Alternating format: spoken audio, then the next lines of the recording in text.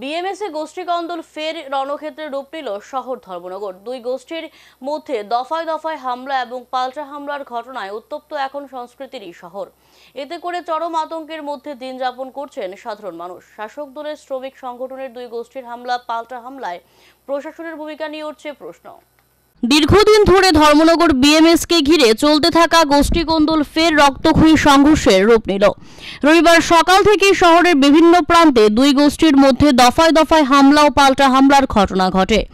লাঠি দা লোহার রড নিয়ে মুখে কালো কাপড় বাঁধা দুষ্কৃতীরা নেমে আসে রাস্তায়। মুহূর্তে শান্ত শহর রূপ নেয় এক রণক্ষেত্রে। সরকারি কমিউনিটি হল, দোকানপাট, হোটেল, এমনকি সাধারণ মানুষের বাড়িঘরেও হামলার ঘটনা ঘটে।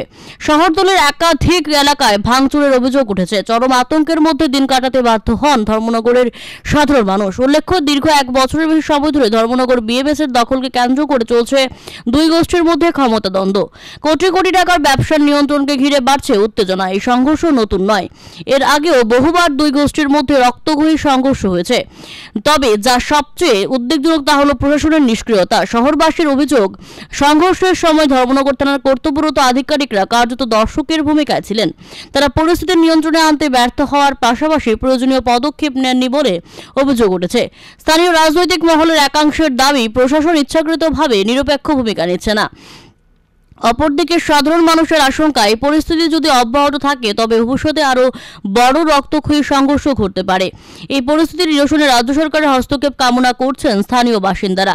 প্রশাসন এবং রাজনৈতিক নেতৃত্বরা যদি দ্রুত পদক্ষেপ না নেয় তবে ধর্মনগরে শীঘ্রই গণবিক্ষোভ এবং আইন শৃঙ্খলা ভাঙার আশঙ্কা প্রবল হবে বলে মনে করছেন বিশেষজ্ঞরা। আমাদের বিএমএস এর প্রদেশ নেতৃত্ব অর্থাৎ প্রদেশ সম্পাদিকা সভাপতি শ্রদ্ধেয়া দেবশ্রী কলই মহোদয় আইসলা, ধর্মনগরে আইসেন, এবং আমাদের যে বিএমএস এর প্রদেশ সম্পাদক তথা মহামন্ত্রী তপন কুমার দে, উনিও আজকে আইসেন। আমাদের একটা হল সভা আসলো মিশন টিলা কমিউনিটি হলে, এটা গঙ্গানগর কমিউনিটি হলে, এটা বিএমএস এর কর্মসূচি আসলো। তো আমরা যারা বিএমএস এর, আমার পাশে যিনি দেখতে পাচ্ছেন আপনারা, উনি হইল বিএমএস কো কনভেনার, উত্তর জেলার কো কনভেনার। তো উনার নেতৃত্বে আমরা কাজ করি এবং আমাদের কনভেনার আছে রূপক রজত নন্দী, রূপনন্দী।